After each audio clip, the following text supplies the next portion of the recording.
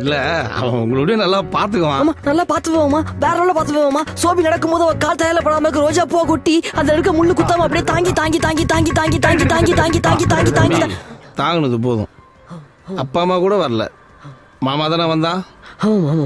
அதுக்காச்சும் மரியாதை கொடுக்கணும்ல. ஐயோ மாமா பெரிய பேசுவா பேசுவா மனுஷங்க மனுஷங்க மனுஷங்க மனுஷங்க மனுஷங்க. ஐயோ தப்புண்டியோ தப்புண்டி பெரிய பேசுவா. நான் ஒன்னு கேட்கலாமா? கேளுங்க.